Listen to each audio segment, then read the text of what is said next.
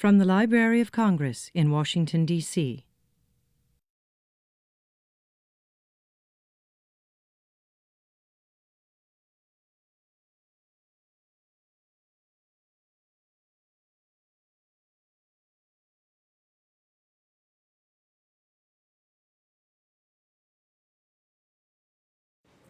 Well, I'm Mary Jane Deeb, Chief of the African and Middle Eastern Division. And this is where, just upstairs, and this is where we collect materials, collections, books, serials, and everything on Egypt, among many other countries. But this is the home of the Egyptian collection. And tonight, we have the director of Biblioteca Alexandrina, who's with us, as well as the ambassador of Egypt. And to welcome you all is the Librarian of Congress, Dr. James Billington.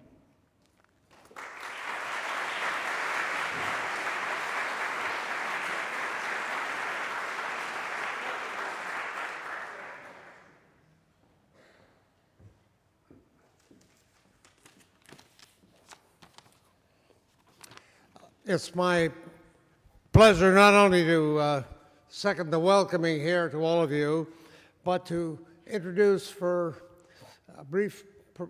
some brief preliminary words the Ambassador of Egypt, Mr. Mohammed, the Honorable Mohammed Tawfiq, who honors us with his good wife as well being present this evening. And I could just say a few words, which are basically, he has degrees from Cairo and Paris. He has been at the United Nations in Geneva successively. It's quite a remarkable career. He's been director of the Cabinet of the Minister of State for Foreign Affairs in Cairo. He's been multiple ambassador to various countries. He's educated in both Cairo and Paris, and he's honored us since September of last year by being the ambassador of Egypt, and it's a great pleasure to have him step to the platform with our gratitude for being here and say a few introductory words. Mr. Ambassador.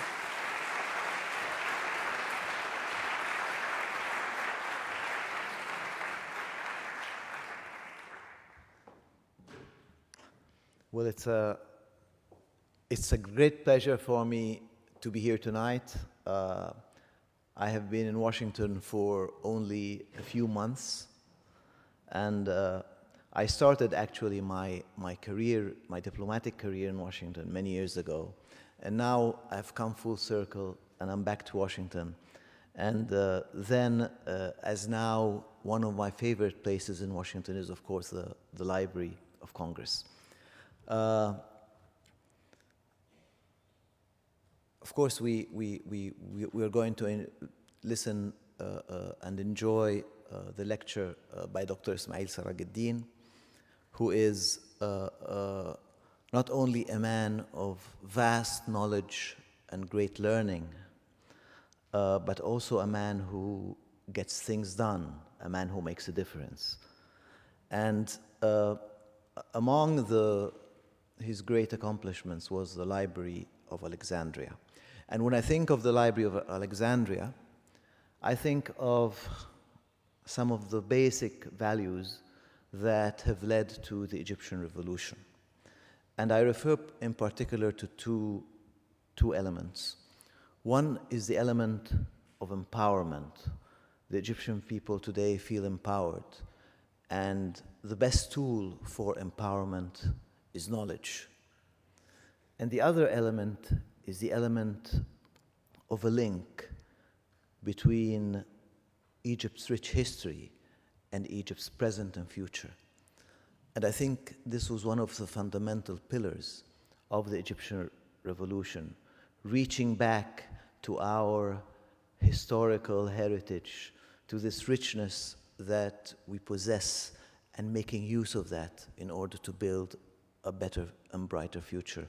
And these, of course, are the same elements that exist here in this great institution, because this institution not only helps in people's empowerment, but it also links the human civilization with modern day America and leads us all together into the future. Thank you very much, Dr. Billington. Thank you very much, Dr. Serageldin, for all that your accomplishments and all that you have done for humanity. Thank you.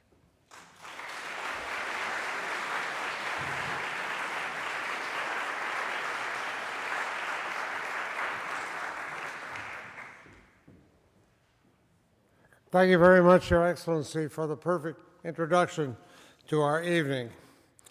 Dr. Ismail Serageldin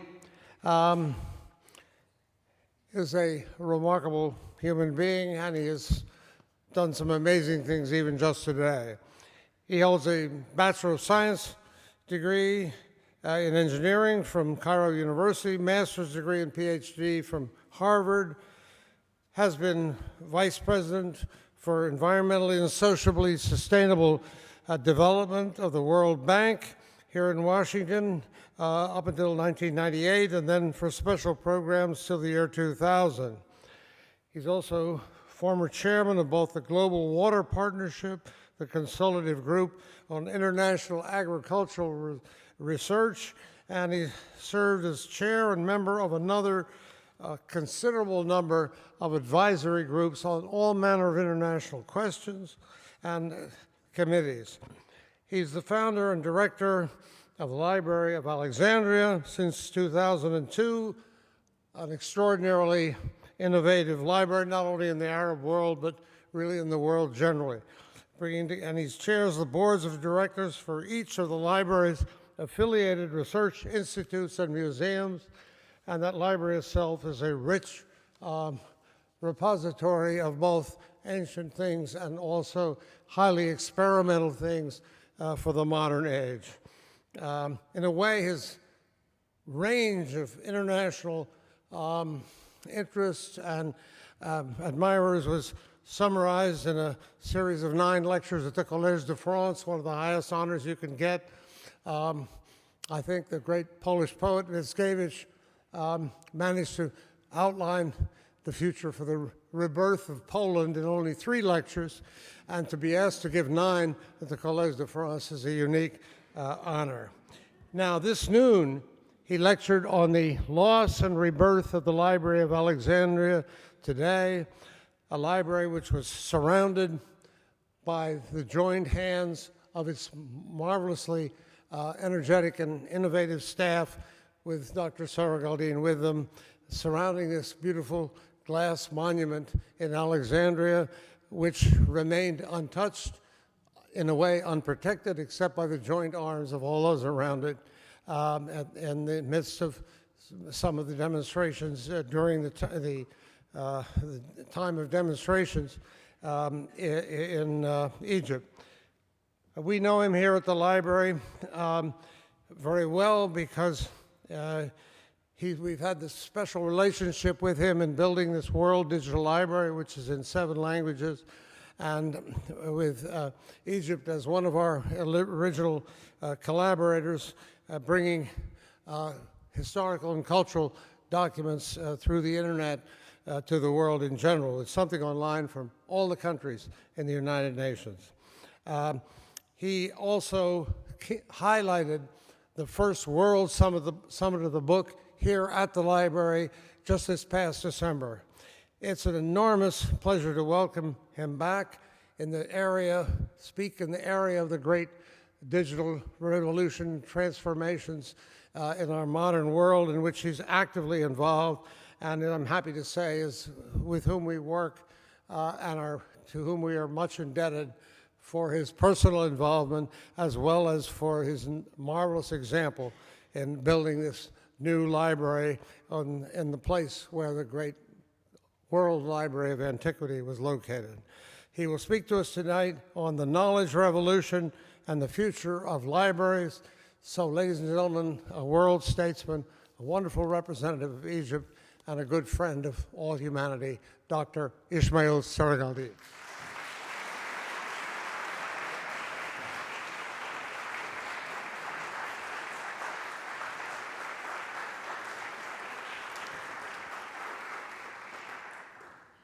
Thank you, Jim, for these very kind words. And today, yes, I will try to address what I think is one of the most profound transformations in the history of humanity. And I hope that by the time I'm finished, you will agree with me that it is indeed such a transformation, what I have referred to as the knowledge revolution. So before I go forward, I want to have a little prologue. This is what I want to say today. Something about our changing world, something about the 7 pillars of the knowledge revolution, and the implications of that for libraries. And then to speculate, or to perhaps dare to give recommendations, suggestions. I won't call them the 10 commandments, but I will call them 10 suggestions. 10 suggestions for the library of the future. So bear with me as we start. And as I said earlier today, every time you see a red slide like that, I'll be starting a new topic, and you'll know that I'm getting closer to the end, so whichever attitude you have. Let me start now with this prologue. First and foremost, my credo. All information to all people at all times. And guess what? For the first time in history, we actually have the technology to do that.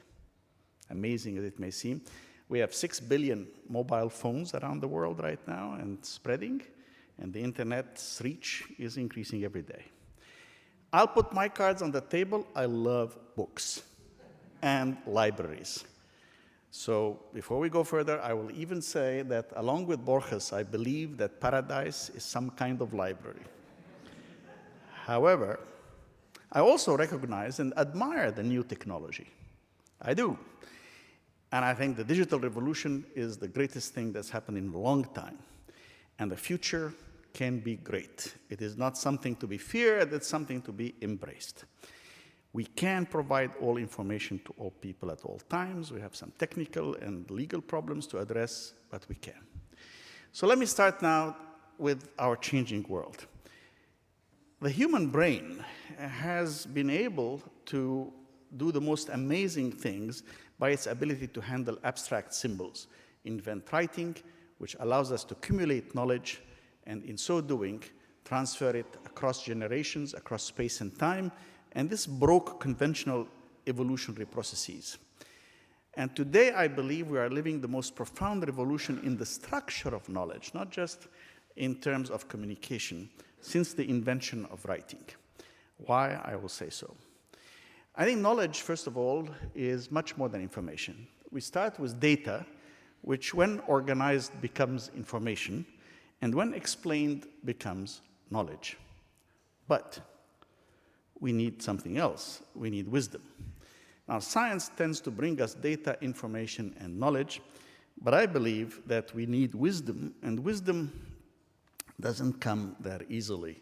Here we need the insights of the social sciences and the wisdom of the humanities to reflect upon that and bring the patina of experience to bear on the breadth and understanding that we generate from the natural sciences.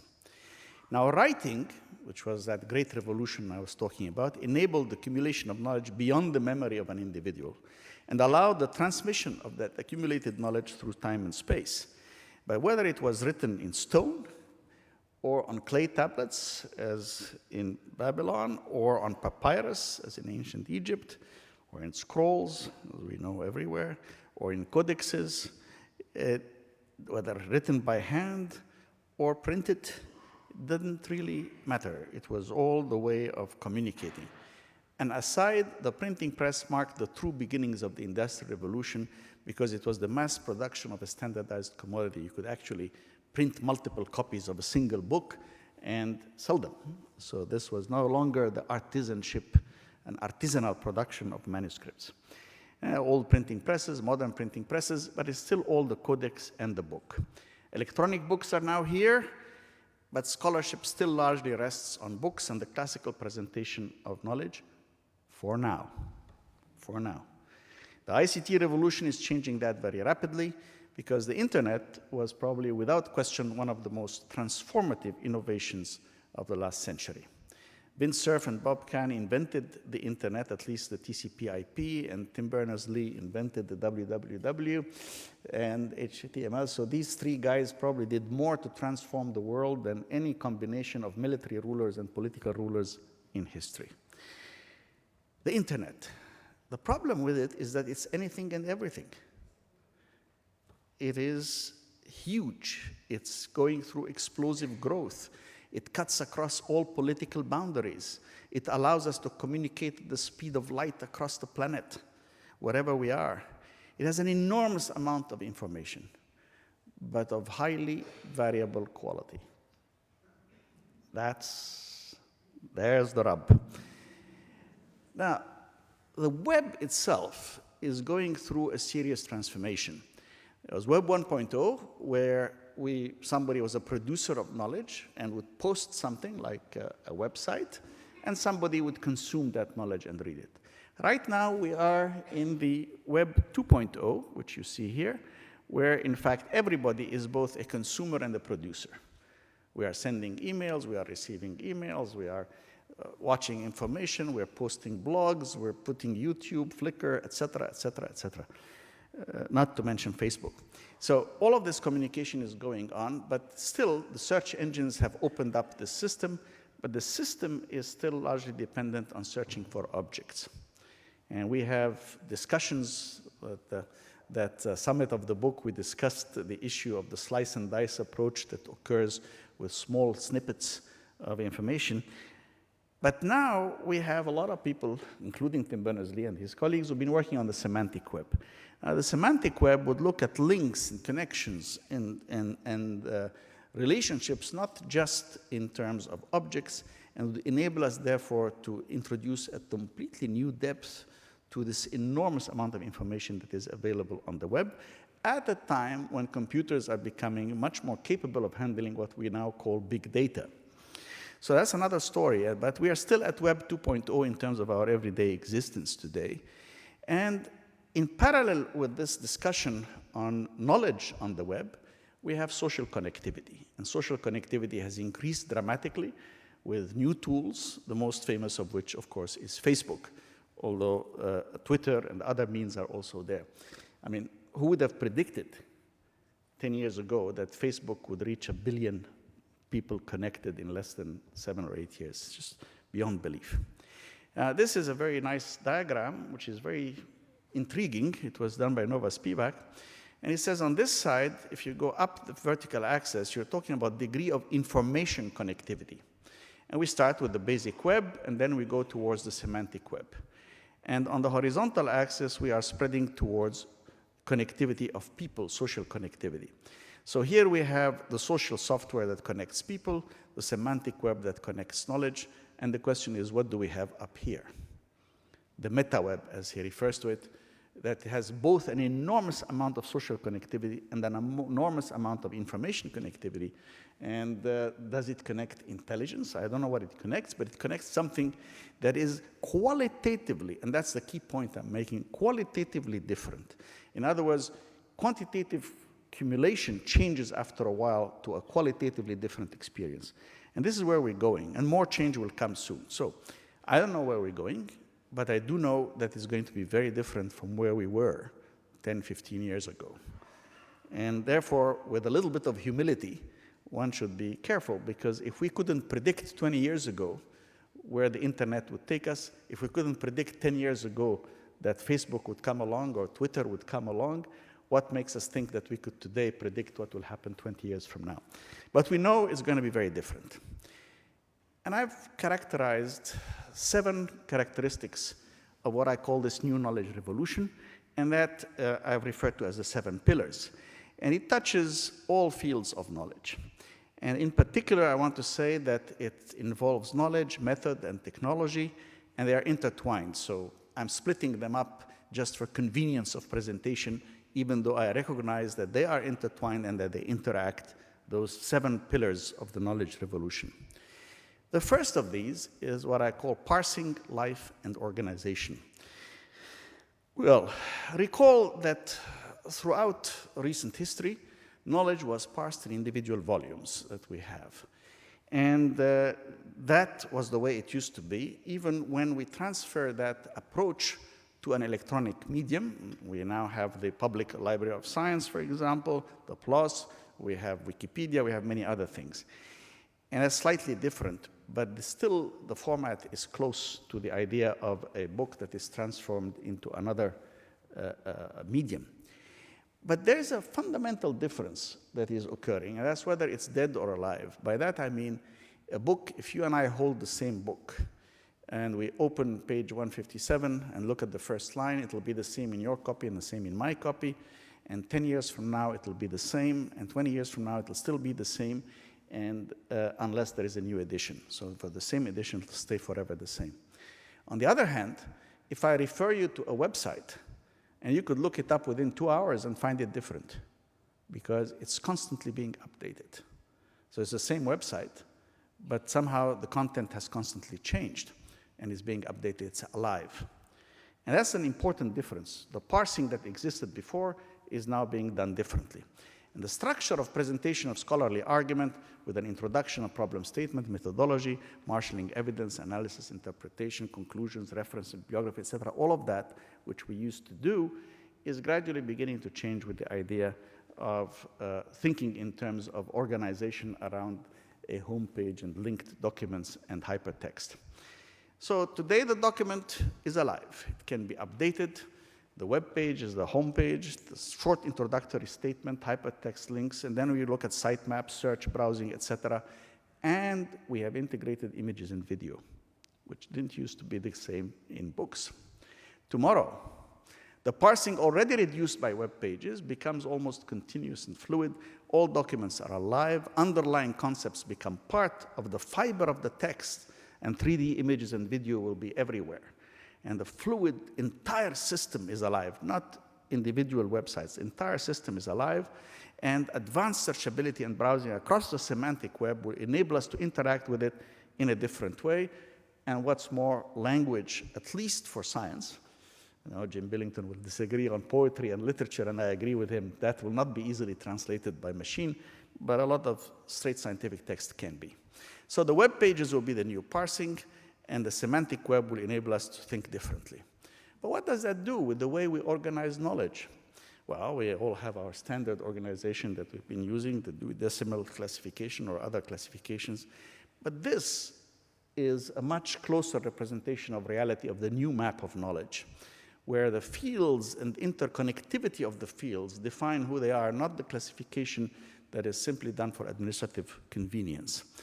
And this will allow us to drill down through knowledge and think of new ways of organizing knowledge, such as the amount of self-reference and inter-field reference, which you can see here, for example, for the social sciences, and which you can see here for the natural sciences. This was done by Eigenfactor a few years ago. Doesn't matter, it doesn't have to be updated. It can be updated all the time.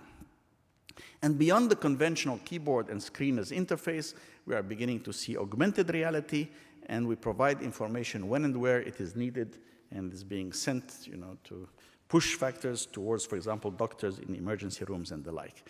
So if you think of that new world that's emerging, you see a living, vibrant, changing, interconnected knowledge base across the entire planet, almost like neurons firing away in a global brain, because it's all interconnected, all alive, all changing all the time, and it's very fluid. And therefore, the parsing that we used to imagine with the books, almost like bricks building a cultural structure, will now be more like akin to a fluid river, which may have many tributaries feeding into it, but it flows like water and changes all the time.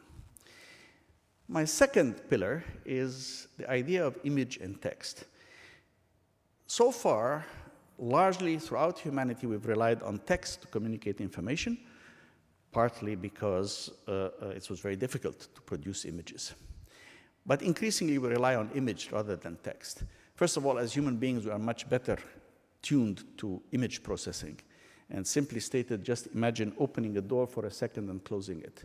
And in that second, your eye has captured a lot of things. You can describe how big the room is, what color the roof is and the walls, what kind of furniture it has, whether there were people in it or how many people in it, etc., etc. The table was wood, no, it was metal, there was a carpet, there wasn't.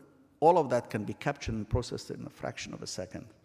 And we are tuned to that. So now we have a way of communicating with that. And so I can imagine that image and text will go together rather than just text with rare images. And we can see that, of course, in describing, for example, these pine cones. It's much easier to see the picture and imagine it also in 3D very soon than to try to describe it only in text, although the text will remain very important. So while there are many positives, we can now sort of visualize 3D imagery and virtual reality in medicine, look at submolecular structures, look beyond the range of the visual spectrum, such as heat, and use that for tomography and other things, and for things that couldn't be done otherwise. This is a map of the Tokyo subway, and I defy anybody to try to present it in text. We need images to be able to communicate certain types of things, and it's becoming easier and easier to do that. Now, I've never traveled in space, but I vicariously enjoy the pictures of the astronauts and what they do on space stations and the like. And even I can see new pictures and see cities in a different way than I used to do before. But there are some negatives, because in the text, when you use text to communicate, you're doing a joint creation between the author and the reader. And you're using a triple level of abstraction: the abstraction of the letter, the abstraction of the word, and the abstraction of the sentence.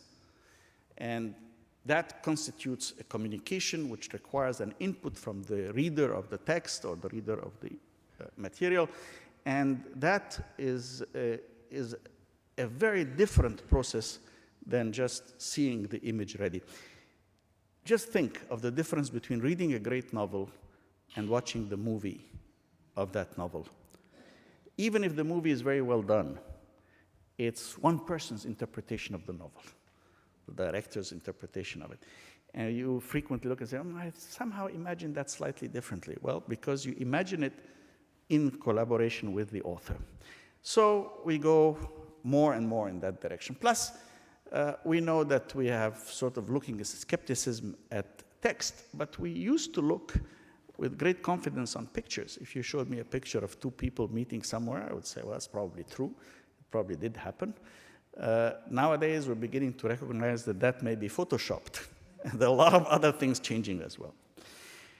The third pillar is humans and machines. And simply stated, with the exception of pure math and philosophy, in some fields of philosophy, not all, such as reflecting on the meaning of life and the purpose of the universe and things of that nature, in every other field of knowledge, humans will need machines to access, retrieve, manipulate, and add to the body of knowledge. We will no longer be able to interact with the accumulated knowledge or add to it except through the mediation of machines. Now, this is not good or bad, it just is.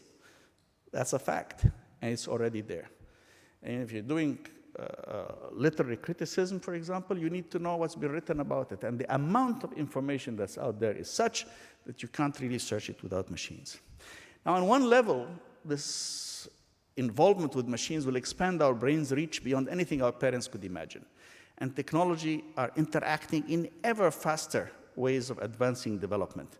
So there's a spiral between science and technology. Current knowledge is new discoveries, new technologies lead to new discoveries, new technologies, new discoveries, etc. That science-technology spiral goes faster and faster. For example, it would have been impossible to imagine the new biology without high-speed computers. No human being could write down 3 billion letters of the human genome and put another 3 billion letters next to it and then look for a single nucleotide polymorphism, one variation. It can only be done with supercomputers, with very vast computers. And that's true of many other things. Today, for example, the amount of new information that is coming out in astronomy on the large kilometer arrays that are in South Africa and Australia will be gigabytes per practically every minute will be coming out. Just the storage and manipulation of that becomes impossible. And the computer being ubiquitous is just the beginning, because the search for artificial intelligence is still continuing in different ways. We know that in 1997, Deep Blue, a computer by IBM, defeated Garry Kasparov in chess. And that, for many people, oh my God, was difficult and so on. But that was a system that has limited capacity, because after all, there are only 8 by 8 on spaces on the checkerboard and fixed rules. But today, if the human brain is about 1 million times more powerful than the most powerful computer, very soon computers will be more than 1 million times more powerful than a human brain. And the question is, what happens then?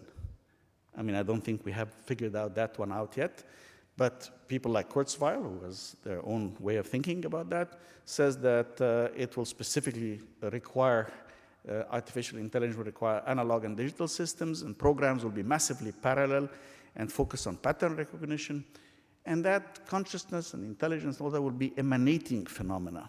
Whether it's true or not, who knows? But would such emergent intelligence be embodied in a computer machine or a robot? What would such a robot be like? How would they relate to humans? Who knows? But we do know that very soon computers will exceed the capacity of processing of human brains by 1 million times. Complexity and chaos pose a different sort of problem. That is that we used to think in analogies to very simplistic equations and linear relationships from physics, usually, which we applied to many phenomena. Physics itself, of course, has changed a lot.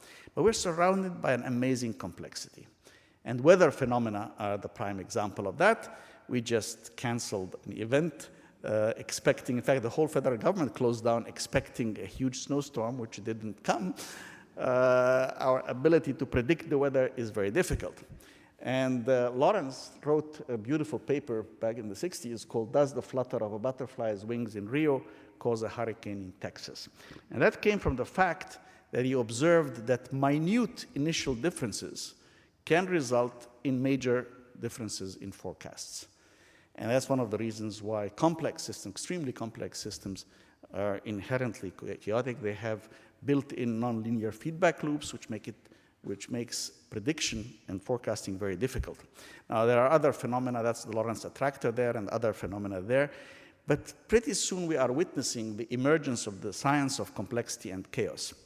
Now, the old Euclidean geometry, done by the famous Euclid of the ancient Library of Alexandria, I may say, and was great for architecture and engineering. And no matter how complex, we could use it for building and technology and for complex three-dimensional designs. And my forebears in the Islamic architecture did superb three-dimensional muqarnas, or very complex geometric designs for architecture and engineering. But if you look at this picture, the classical algebra and geometry could handle the pyramids, but it cannot handle the clouds. So being able to describe the clouds through a series of equations is not as easy as the pyramids. And so a new geometry was needed for life and nature. Our geometry could not describe or draw a flower, or describe or model the flowering of an entire tree, or the modeling of the pattern of leaves, the beauty of corals, until Benoit Mandelbrot came along back in the 80s and wrote a beautiful book called Fractal Geometry of Nature. And he told us in it, look at how the shapes are produced, not what they look like at the end. So if you look at the Nautilus, you can actually see that this volute is not that difficult to imagine and model. And you can, in fact, recreate it with the reality of it. And he talked about self-similarity and repetition, and the small wavelets being captured and repeated in the big wave, and vice versa. And something that was very difficult in those days to do with computer simulation and computer graphics, such as mountains, were able to be easily done with fractals. This is a geometry of that. Now, the people who adopted that were artists. They liked the patterns that emerged, the colors, the amazing kaleidoscopic characteristics that emerged, and recursive equations, which can be very simple, can generate very complex shape. And I believe that these concepts also hold promise for a new generation of analytical tools. Complex societies can have extreme transformations, and I'm talking about our relationship to to ecology, our relationship in socioeconomic terms, our relationship to each other. Our relationship to each other also passes through dips and downs and breakdowns, as we know from history. Because these models allow us to look at self-similarity, multiple outcomes, nested hierarchies, and the recursive pattern that allows us to generate all of that. And in that, those of you who are interested in pattern recognition will be fascinated by the Mandelbrot set named after Benoit Mandelbrot, which is a bit like pi in the conventional geometry. It's a number that keeps cropping up. You work on something, all of a sudden there it comes.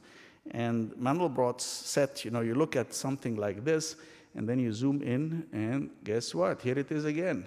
And you start all over again in infinity. So this was just the beginning. I'm not saying whether they are the answer or not, but fractals, and certainly that kind of geometry, and the geometry that's been done by some others as well, holds incredible applications. For the growth of plants, we can model that, patterns of flowering, patterns of cracking and drying earth, DNA structure, the path of lightning bolts, snowflake formation, modeling of turbulence, patterns of coastal erosion, organic constructs, neural networks, all of that lends itself to these new mathematics. And what's surprising about that? Great turning points in history and science also required new analytical tools. Newton had to invent calculus to do his Principia, his masterwork, and Einstein had to look for tensor analysis and non-Euclidean geometry to generate relativity, and quantum does it too. Whether chaos and complexity and fractals are anywhere near where we are, I think they are just the beginning of new areas where we're going. Where are we going? Well, we are going someplace where these tools and the math will change, and the role of computation in research would also change. I hate to say this, but very frequently the scientists and the people doing the research considered that the computer people were just backroom people who helped design the tools. Computers were just fast calculators, but dumb calculators anyway. That's not true anymore. Why? Because we are rapidly moving from data collections to connections between collections. Now, this is very different.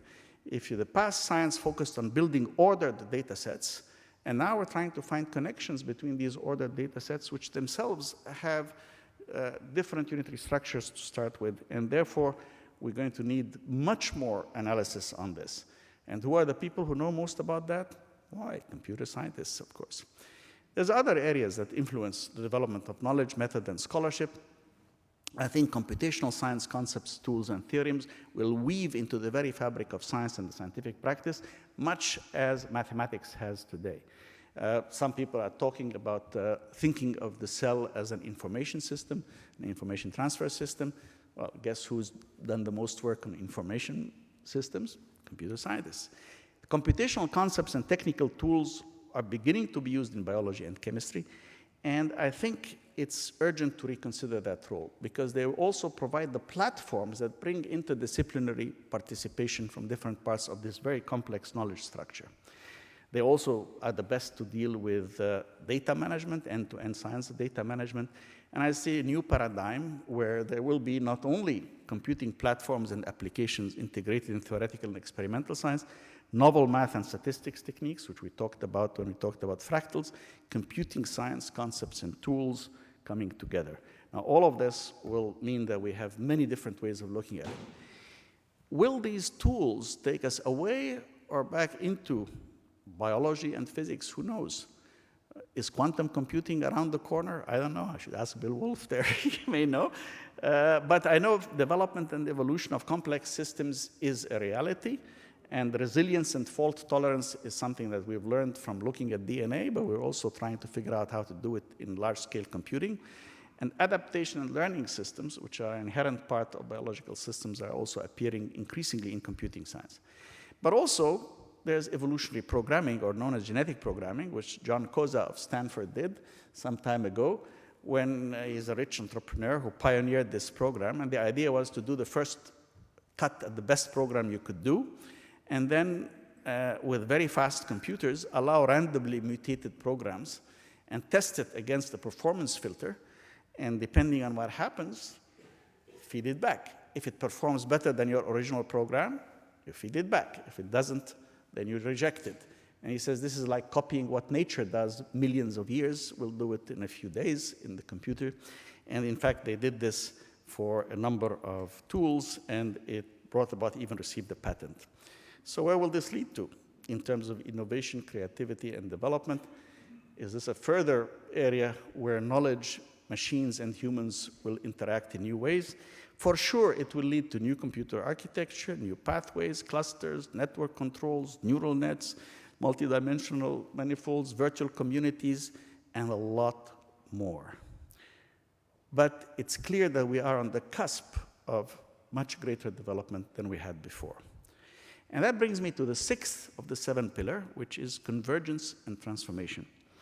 Now, convergence is when fields, simply stated, you had chemistry and biology, and then we have biochemistry that emerges. Well, now I think we have bioinfo nanotechnology is also merging. But there's also such a thing as transformative research, and that's capable of changing the paradigm in some fields and domains. For example, the discovery of the structure of DNA changed biology, and we got genomics and functional genomics and structural genomics and proteomics and all sorts of things that didn't exist even before. So it was not just a quantitative step, it was really a transformative element. So the question is, can we in fact find ways in how we organize knowledge in order to be able to promote transformative research and continue to find the spaces where this convergence comes, because they are the most fecund places in terms of how knowledge is being developed. Bio, info, nano, that's all true. And whether it comes to DNA computing or receptors or other things, it's beginning to permeate many cells. The 7th and last of the 7 pillars is really pluridisciplinarity. And by that I mean that increasingly all of that will require that to generate policy, you need the inputs of all the disciplines. And that becomes difficult. Now, there are 3 major approaches to pluridisciplinarity. Interdisciplinarity, which is a team approach where you get people from different backgrounds to address a field which is quite complex and new, and you're developing it. The second one is multidisciplinarity. There is the disciplines are joined without integration. For example, if you analyze the various aspects of the AIDS pandemic, there's medical aspects, there's politics, there's epidemiology, there's virology, there's a lot of different pieces of it. And you can imagine it's like a proceedings of a seminar with different papers by different specialists, which give you the different facets, but somehow they're just next to each other. They're not really fully integrated. They help you make better policy, but they're not fully integrated. Transdisciplinarity is when you apply the tools of one onto the fields of another, such as, for example, Marxian analysis being taken to be applied to literature or history, or whatever that is. It's a transformative way of dealing with transdisciplinarity. Whichever one of those we need, we will need a lot more of it. And we will need something which is very profound and important, and libraries will have a role to play in that, which is we need to break this divergence between what C.P. Snow called the 2 cultures, between the culture of the humanities and the social sciences to a certain extent, and the culture of the natural sciences. We need to bring them together rather than allow them to drift, because we need to bring that more holistic view of knowledge together. And who's going to do that? Well, we are. So, 7 pillars of the new knowledge, and I have 4 additional considerations. What happens to heuristic reasoning, our ability to think in leaps of the imagination? It will be helped by machines on one level, but limited by complexity. Our ability to grasp incredibly complex things and see it becomes more difficult. Pattern recognition, analog programming, and nonlinear approaches will be required. But how do we apply that both in our minds and through the machines? And there's a third issue, which is how do you actually do research? There should be, like we talk about blue skies, I like to talk about curiosity-driven research. People who ask weird questions. I mean, after all, Einstein did what he did by asking some very weird questions, such as what would happen if you were sitting on a light wave? What would happen if you were traveling right next to the light wave at the same speed? Which, of course, wasn't what most people were asking in those days. But searching, the key point is that, do you search within the boundaries of the known paradigm, or do you break out beyond the known? And if you do break out beyond the known, because that's how new discoveries will be made, how do you organize that search in that rapidly changing world that we talked about? And what happens with evolutionary programming towards a new sense of organization and discovery of knowledge? Now, I think that despite all of this, the cultural mission of the pursuit of knowledge will continue. And it will require that we rethink the institutions that serve that mission. In education, from kindergarten to postdocs. In research, universities, public and private labs, and in supporting institutions, libraries, archives, and museums. All of them, I think, have to think carefully about all of these issues and how do we translate that into what we do. So, since we are talking about libraries, I will limit myself to libraries. I won't talk about education, universities, research, museums, and archives. Let me just talk about libraries. Electronic books are the future, probably using the iTunes model, which allows people to download for a cost, consult, or at least limited amount of consultation for free download for a cost. To my great distress, there was the first bookless library reported in 2010 in Texas, School of Engineering. And the Open Content Alliance, the digitization program, the Public Library of Science, all of that is transforming all our knowledge from old-style storage of information to new-style storage of information. This is the Internet Archive in the Library of Alexandria, and one of these racks can hold 100 million books of 300 pages each in text. And that's nothing compared to where we're going right now, not to mention, of course, that cloud storage will be important. New forms of storage are coming about. Old-style retrieval of information. I think many of us are old enough to remember doing that. New style. Pictures are far more plentiful. Everybody's posting pictures on Flickr and YouTube and so on. Google's book digitization program, the Hathi Foundation's program, etc., all going to add enormously to the amount of content that's available digitally. And I think the digital future, therefore, is really unstoppable. Not that anybody would want to, but it is really, even those who try will not be able to do it. But the upside, hey, it's a librarian's dream come true. We can put at the fingertips of our users the entire global knowledge. It's amazing. We really have the tools to do this for the first time. Now, there are all sorts of technical questions involved, from technical obsolescence to physical obsolescence, and how to recast and handle that in these vastly expanding domains of knowledge that exist today, but that is not beyond the ken of solution, and certainly it's not the topic of what I'm going to talk about.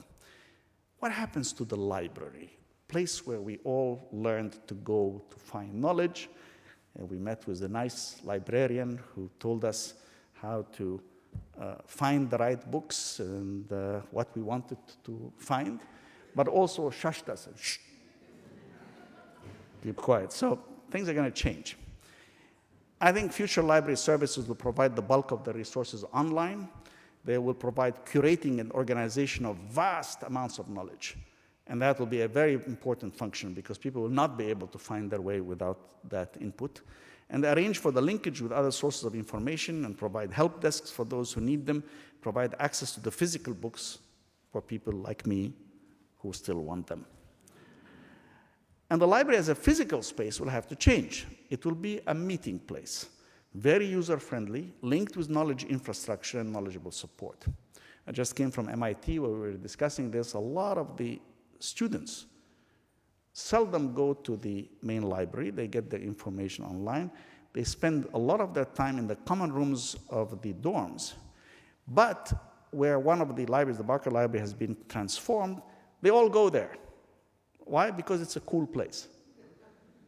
It's an interesting, I mean, I would have liked a better definition of the word cool, but for undergraduates, it's apparently very clear what it is. My son and my nephew told me, by definition, as a parent, you are uncool. So, if you want a definition of what cool constitutes, that's it. So anyway, the library will have to provide lots of creative and messy gathering places, collaborative meeting places where people can study together, like law school students like to study in study groups, but also provide quiet study spaces. Now, this is suddenly a very different sort of institution and space that will organize to meet all these different things, and with additional food facilities and art exhibits. Why art exhibits? Because I think it's important to bring people into contact with art in their everyday lives.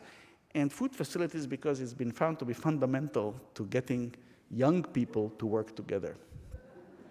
So, actually, to make the place inviting to youth and encouraging of creativity, you need to bring in music and pizza and iPads and coffee and open up the space for young people and make it interesting.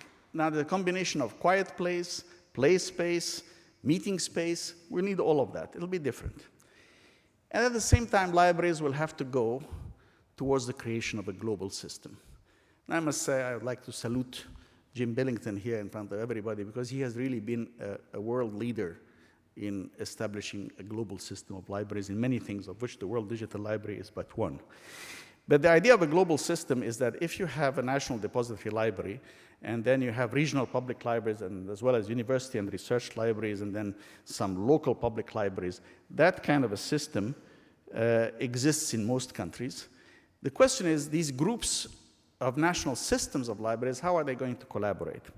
Well, for one thing, we should have agreed international systems of intellectual property rights and rules for libraries. We don't, and it's going to take some time to work that out. So probably we'll start out with agreements between groups of national libraries, which is pretty much what we have with the World Digital Library right now. Or sometimes you'll get agreements between groups of specialized libraries, like medical libraries, for example. National Library of Medicine, along with several other libraries of medicine, will be able to work out programs among themselves more easily. So with all these interlinks, you will ultimately get into a comprehensive international system. Regretfully, it's not going to happen very quickly because most of that will require legislation and international agreements, and it will take time to work that out. So probably the internal agreements between libraries will come before the global national agreements. So while waiting for all this to happen, what do we do? Well, we know that everything cometh to he who waiteth, provided that he who waiteth worketh like hell while he waiteth. So we all have to work very hard. And how do we work? First, to remember what libraries are all about, and to me, it's all about values. They'll always stand for certain humanist values: openness to knowledge, pluralism, sharing, community, caring, critical thinking. All of that is what libraries are all about. And we must never lose sight of that. We are not there to just provide anything and everything to anybody who's willing to pay for it.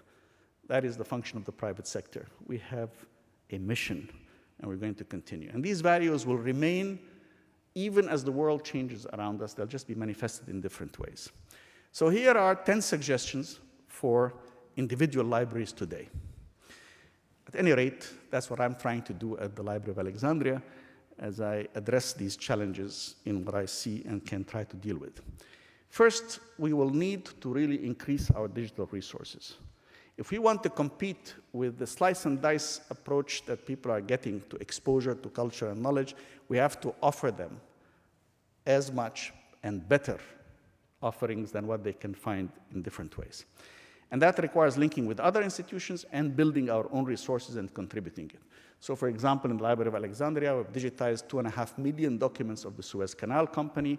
We've digitized 200,000 books in Arabic, all online. We manage the BA's digital assets through a digital asset repository that links all of these things together. And that is our tiny contribution, which we'll bring to the table to work with others on linking a knowledge base for humanity. Second, we have to start thinking fully integrated text, images, maps, and video. And in the archives, which we did for Sadat and Nasser and Boutros Ghali and Hilal and other things, we did that. And it has to be put in an easily searchable format that links through all of these. Third, we need a user-friendly presentation and accessibility. I think what's amazing is the attention span and the patience level of young people is reduced to an amazing level. No, this is very serious. If you hit on a website and it doesn't download in a few seconds, they'll move away. That's a fact. And if our purpose is to reach this younger generation, the digital generation today, if we wanted to reach them, then we have to be able to present the service in a user-friendly fashion that's immediately accessible to them. We did that in the case of the Memory of Modern Egypt, which you will see in other occasions. The fourth suggestion is really to collaborate with others to create offerings that cannot be found elsewhere. This is very important. Everybody has access to certain amounts of things, but if we collaborate with others as libraries, then we are able to create an offering that nobody else can create. And Jim Billington said that when we talked about the creation of the World Digital Library, and he said, can you imagine manuscripts? One piece is in that country, one piece is in that country, and a few pages are there. And for the first time, we would be able to pull that manuscript together and put it in a way that somebody could leaf through the entire manuscript from beginning to end virtually by getting all those people to collaborate together. We would be offering something that even if you go to these 3 separate countries, you would not be able to get. And that is how this collaborative effort has got to be launched. Now, the new technology is unleashing creative ways of doing things. One of which, for example, is the massive online open courses that we hear about, which, while it is true, we have Sebastian Thrun, who got his first course, 160,000 applicants joined in, and he then quit Stanford or took a leave of absence to create Udacity. Salman Khan, who had done the Khan Academy, other people in the Liberty University, People's University, and Coursera, and more recently edX, Harvard and MIT and Berkeley and University of Texas, and now others have joined as well, offering courses. They had 340,000 people in the Harvard MIT course offering who registered. Now, it turns out that approximately for 100,000 people who register, only about 6,000 complete the course. But wait a minute. Do you realize the difference between giving a course for 60 students and 6,000? It's a multiple of 100. I mean, this is just an amazing transformation.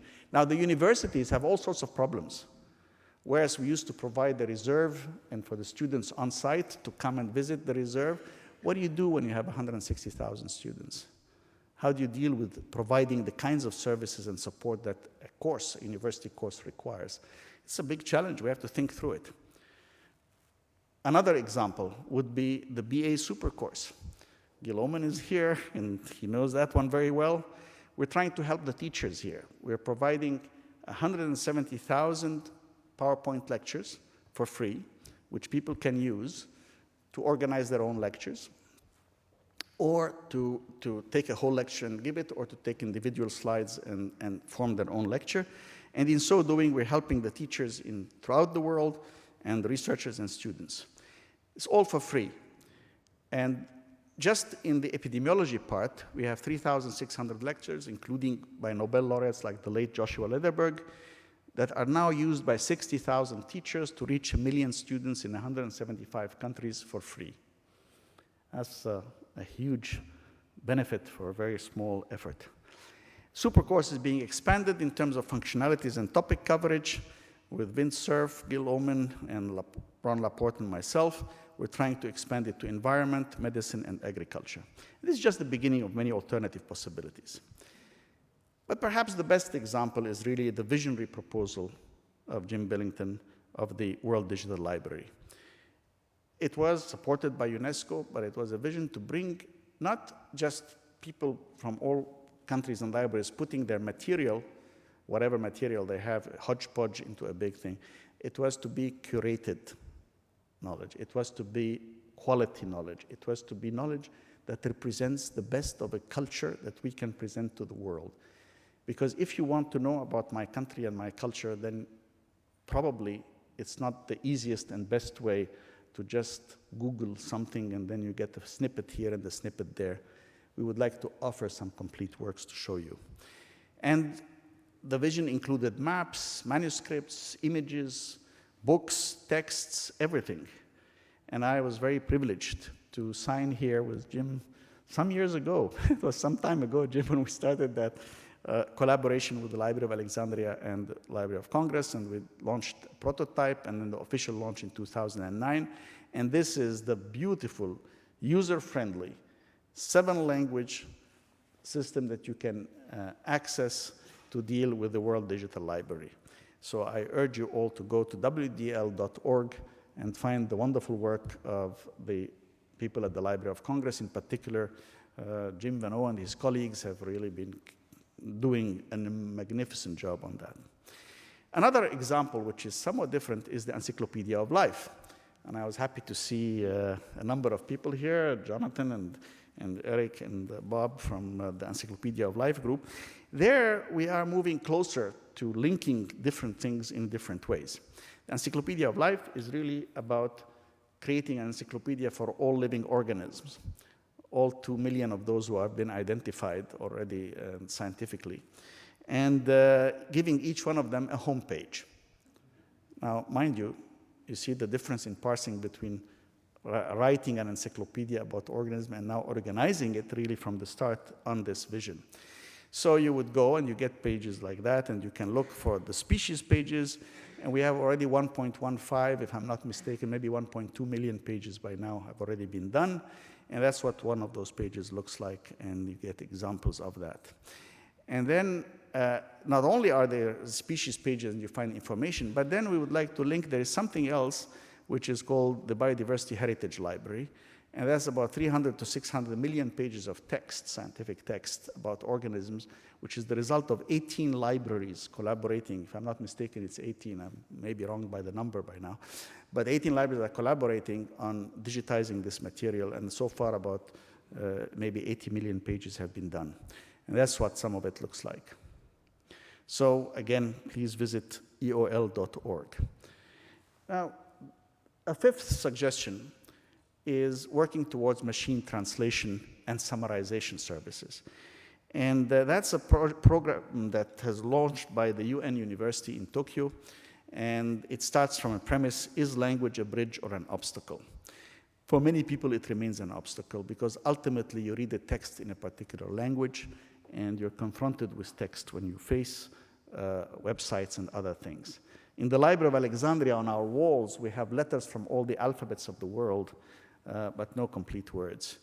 Because you really cannot learn all the languages, so we're not talking of poetry, literature, and the humanities, but at least some assistance in translation.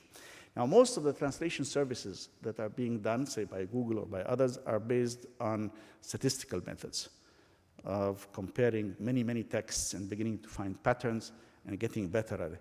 This system was based from the beginning on a rules-based model. And the reason for that will become apparent in a moment. It's called the UNL, which is the Universal Networking Language, which is a language that is a computer language that has very clear rules in which you can map other languages into these rules. Now, the basic idea is to enable all people to generate information and have access to knowledge in their native languages. So if you were to do a translation program between English and Arabic, you would design a program that links them like that. And if you did, again, for Arabic and French, you'd have another program that way. So now what the UN was saying is, no, let's try something else. Let's bounce it off the UNL language. So you translate from Arabic into UNL, which then translates from UNL to English, and back from English to UNL, and then back to Arabic. Sounds complicated. Why would we do that? Well, because now let's start French. Well, we not only get French and Arabic, we also get French and English. And when you add German, everybody else, and Spanish, and every time you add one, You get all the others built in. And that's important for the UN for what they called the small languages. We have now 48 language groups working. And one of them, for example, is Armenian. Well, who would design a computer program to translate Armenian into Arabic and Arabic into Armenian? Well, you don't have to, because what happens is that we in the library are doing Arabic UNL, UNL Arabic, and the Armenian linguists are doing Armenian UNL, UNL Armenian. And we don't need specialists in the two languages to do that. And the rules-based mechanism allows us to do other things as well. So these are websites that were converted using these machine translation languages.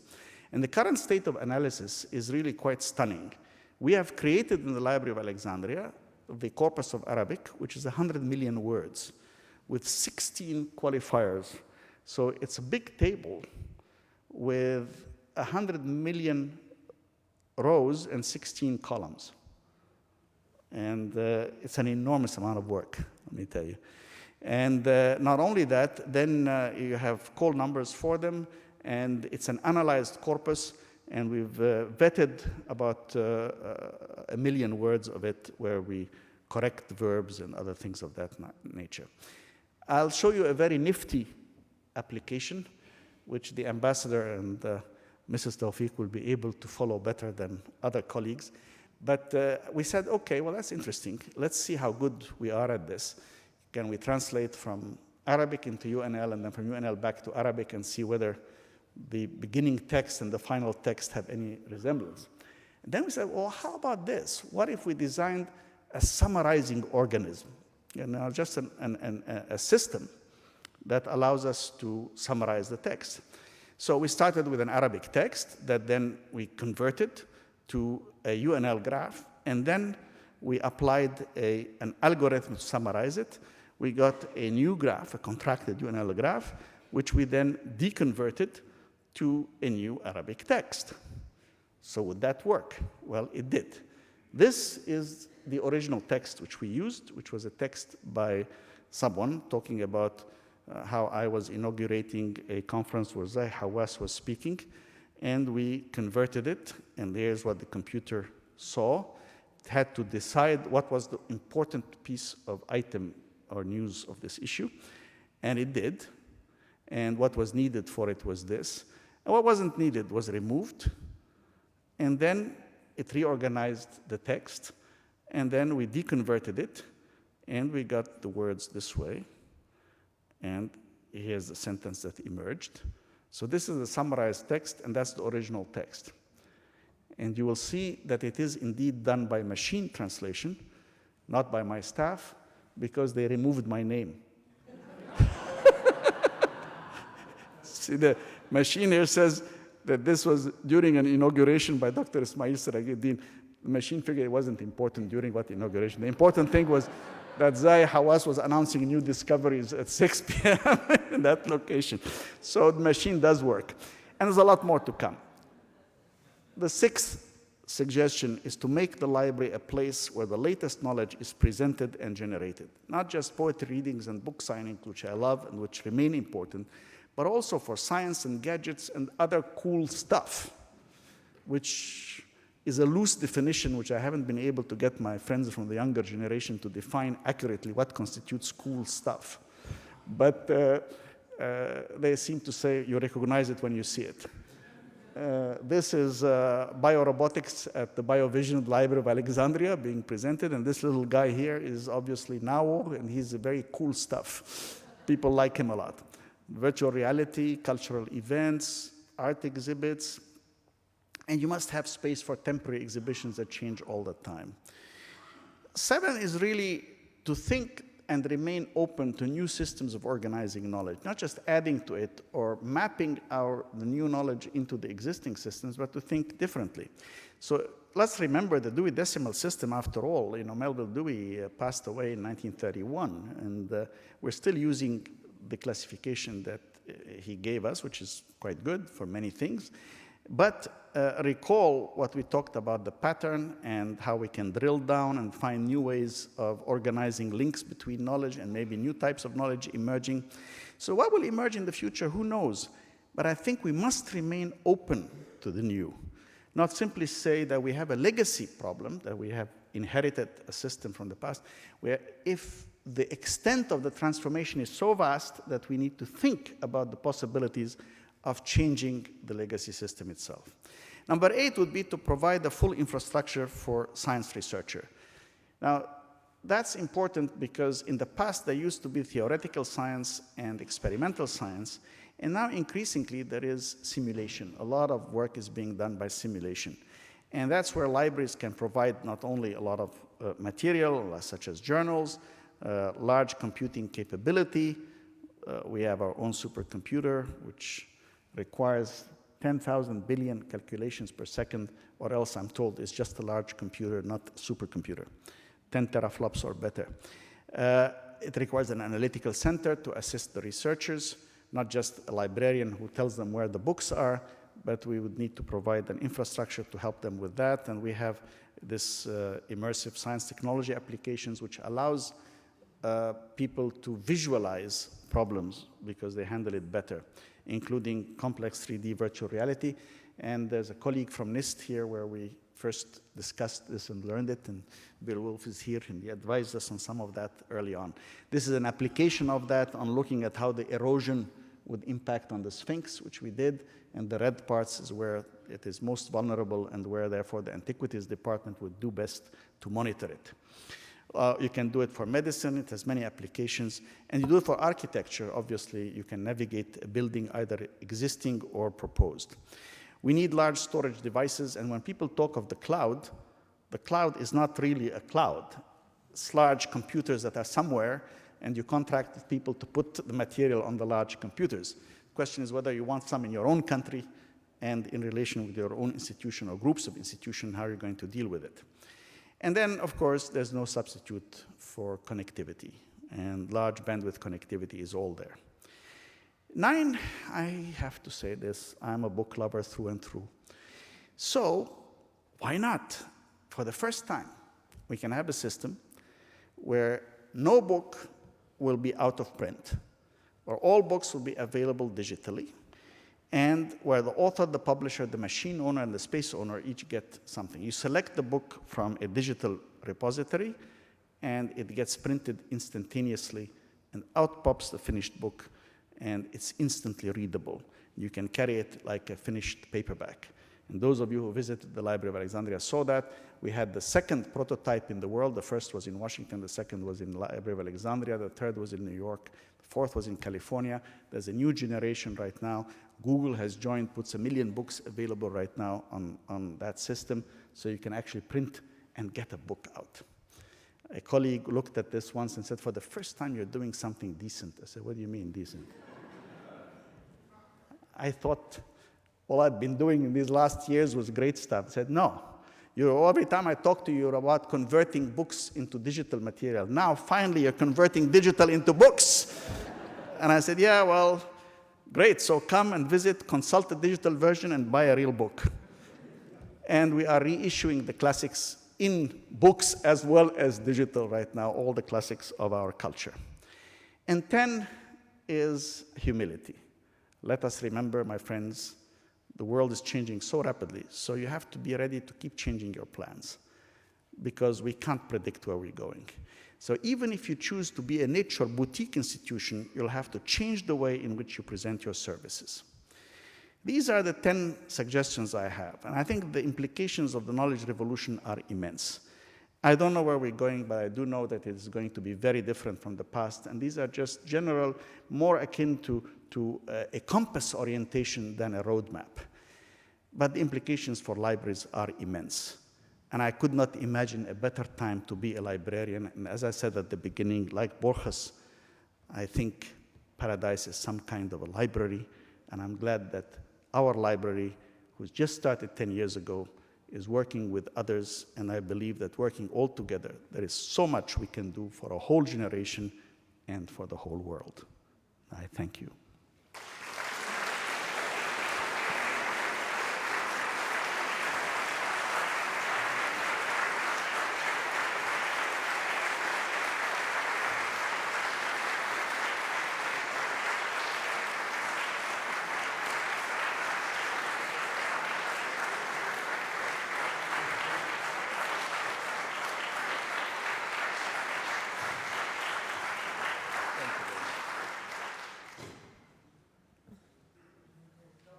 Yes, I'll be happy to take a few questions if there's a desire. Kind of immensely productive, fascinating day. So I don't want to keep you long.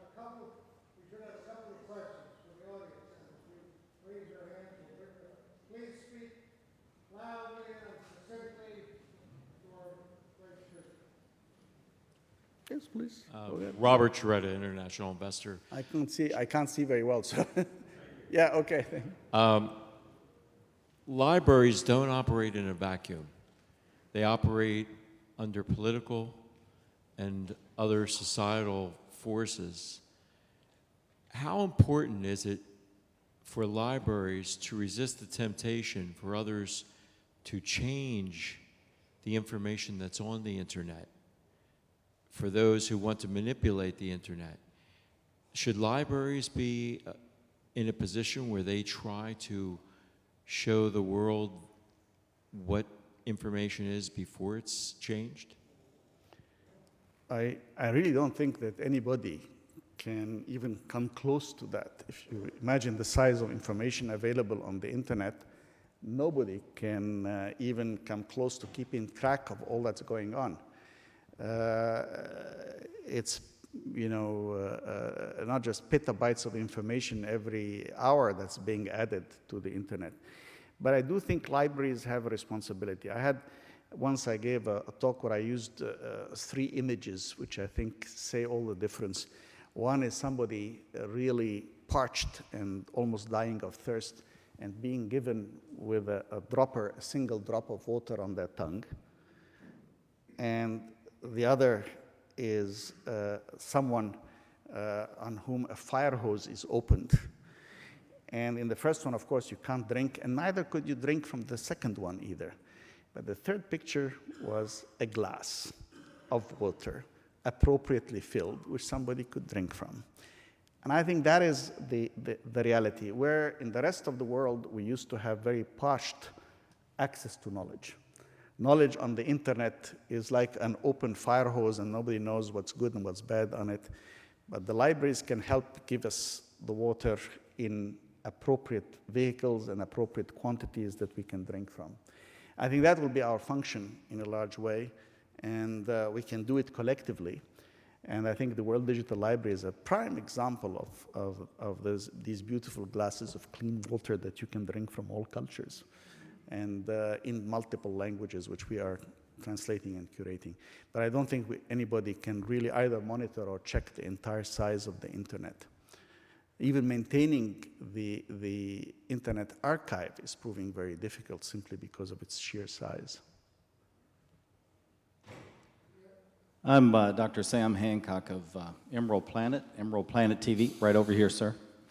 Thank you for being here and sharing your vast knowledge and your wonderful culture. But looking at the library and the change of economy, civil society, and the environment, how you see the nexus of the library sharing that knowledge, but also being a collaborative center so we can address these in tandem so that we're not just looking at each of these in stovepipes, but as an integrated whole for the 21st century. Well, I agree. I think it's important that we break out of the silos and that we connect with each other. And whether it's between libraries and collective libraries, as I showed you in the diagrams, I think specialized libraries will be the first to make these agreements among themselves. Then national libraries will do them, and then finally we'll get a really integrated global system. But ultimately, we have to resolve certain technical issues and legal issues. But ultimately, the idea is to have an organized access to knowledge, not just any knowledge, which can go from pornography to poetry, and from astronomy to astrology, everything mixed up together. We need to help organize knowledge. That's what we've done forever, since libraries were created. That's what they did. They organized knowledge. And they made knowledge accessible, and they vetted knowledge in terms of the quality of the knowledge, not as a matter of killing differing opinions, but in terms of saying, that these are fields that deal with mathematics, and these deal with numerology. These deal with astronomy, and these deal with astrology. You want to read astrology? Go ahead. You want to read magic? Go ahead. You want to read biological science? Go ahead. But they are here and they're separate. We won't allow in libraries to bring them together. So there's a role, there's a nexus there for the libraries, and libraries have a dual role. They are not only the custodians of past culture, which we help to pass on to the present and to the future generations. We are also the place where we incubate the new knowledge by assisting and feeding those who are going to invent the new knowledge. So that dual function is something, that's why I said, about the cool stuff and the pizza and the music and the messiness, because you have to, if you get disconnected from the next generation, then you will not be doing your primary function of helping them link with the legacy of past culture. And if we don't find ways of allowing them to see what we think is so beautiful and valuable and the best of our heritage and the quality of our literature and the beauty of our poetry, if we don't manage to bring that to the younger generation in a way that is user-friendly and that makes them explore and capture the magic and the beauty of all of that material, then I think we will have failed in our function. If we say, you have to come to me on my terms in order to get this information, then I think it's an easy task to do, it's an easy posture to take, but it would not serve society in the way that libraries have to, in being this nexus between the past and the present, and between the local and the international.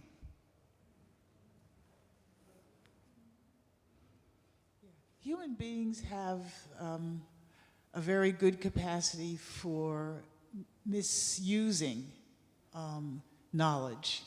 And your vision is very optimistic, and maybe you could argue that long-term, humans seem to get better in terms of wisdom and morality. But clearly, with this kind of interconnectivity, it sets up new opportunities for misuse. You don't want to go in the direction of censorship and clamping down and preventing people from getting knowledge, but you also have to think about maybe reducing, or how do you deal with radical misuse of knowledge? So instead of wisdom, we have whatever the opposite of wisdom is. Well, I disagree. I really think that you fight ideas with ideas. Censorship has never worked on any level, anywhere, anytime. The power of ideas is unstoppable. This morning I called an expert witness, Napoleon Bonaparte, who of all people should know, because he said, the thing that most amazed me is, he wrote that, of course, in St. Helena in his last years, reflecting on his life. And he said, the thing that most amazed me is the inability of force to create anything. In the long run, the mind will always defeat the sword. And that's a guy who should know, because he used the sword more than anybody else. But he also produced the civil code, he produced many other things, and that's what lasted. His own, both conquests and defeats were very ephemeral. In the passage of history, it's just a few years. But 200 years later, we're still talking about the Code Napoleon and its foundation of civil law in most of Latin law countries. So the mind always defeats the sword. And I think you defeat ideas with ideas. And therefore, I think, on the contrary, right now, things are better than ever. Because nothing is hidden anymore. Nothing is hidden anymore. I mean, if you, since I am, shall we say, in a Christian country, let me quote from the book of Matthew 10:28. All that is hidden shall be known, and that which I whisper in your ear, you shall shout from the rooftops. And today, that's what happens in all of the internet.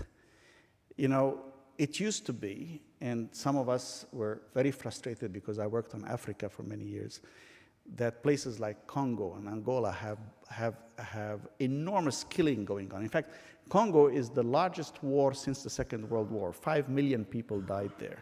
But it's hardly ever on the news. I mean, the news never captures that part.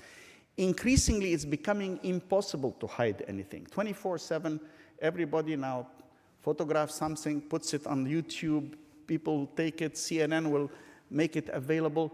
So the ability of people to manipulate, hide, and oppress the way Hitler used to do with the big lie and Goebbels and so on is becoming harder and harder to do.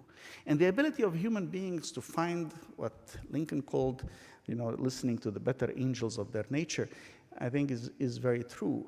And I'm, for example, a great admirer of what happened in Europe. I mean, in Europe, the idea in the 1940s, right after the end of the Second World War, of having people like Schumann and Monet dream of a collaborative Europe together that would be united, still allowing not a melting pot like America, but allowing the Italians to remain Italians, the French to remain French, the Germans to remain Germans, and yet all live together in peace and harmony and working together, was thought to be impossible and a dream. But it happened.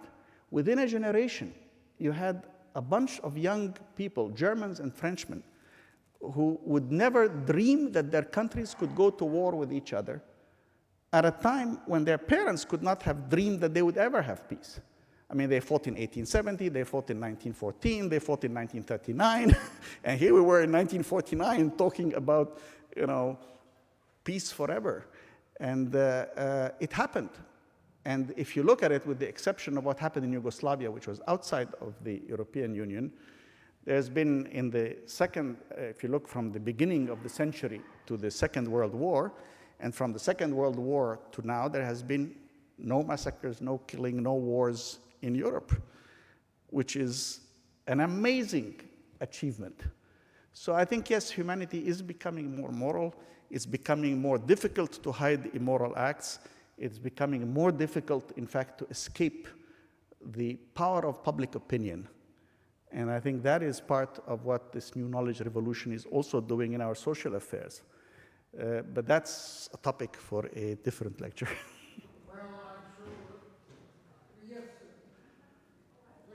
Microphone. Okay, there's Okay. two more. I'm sorry, Ellen. I'm glad you mentioned the quality of information. 30 years ago, before the internet, you can't hear me? Good. Can you hear? Is this better? Yes. Okay. 30 years ago, to get quality information, I had to go to the library for a reference book. If I just did it on my own, I'd be asking, for example, asking a question from my brother and give me some information. My mother would give me some information. But to get the quality information, I had to go to a library for to see a reference book. 20 years ago, with the advent of the internet, to get this information, libraries did not exist to give me that quality information. I had to depend on search engines that would give me certain results that gave me a sort of, possibly the first 10 or 20 results were those that the search engines thought that they gave the good information. So I want to know, how much have libraries today started bridging that gap of actually delivering the quality, what used to be the reference books? Well, the question is not the responsibility of libraries, it's the responsibility of authors. Writing reference books is what authors do, and the libraries stock them and make them available. The fact is that there are varieties of things. For most of scientific literature, people rely much more on articles in journals than they do on books, except for textbooks that are used in certain courses. But in the social sciences and the humanities, it's different. There's a much greater reliance on books per se, and that material continues to be presented. All the material is presented by libraries, and it still is being presented by libraries, and it's being packaged by libraries in a different way. So if you look at the World Digital Library, what you have there are examples of curated information, which is not what you get from a search engine. From a search engine, you may not know what is the best book in classical Japanese literature. But the Japanese librarian who participates in the and the World Digital Library knows, and he offers us the Book of Genji with a proper curation and presentation of why it is important and why it is valuable to have that information. So there are tools and ways of doing that, and libraries will continue to provide that. And it will be the difference between getting information from newspapers, which people could always get, and getting information that is reliable, which they had to go to reference works or books in libraries, and now they have to go to trusted websites to get that information. I mean, you can get it from Science, from Nature, from PNAS, other journals, you get reliable information. The newspapers have a very bad habit, the media has a very bad habit of reporting a first study. And Gil Oman is here, and he will remember when we discussed when we were doing the super course. And he astounded me, and he said, well, in my field with cancer research, people should not take anything between 2000 and 2003. And this was, what, 2006 when we were talking. I said, what happened?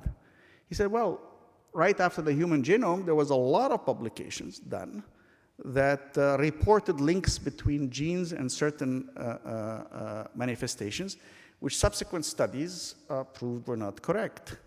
And that these assumed causalities were not causalities. And that the science has now moved on.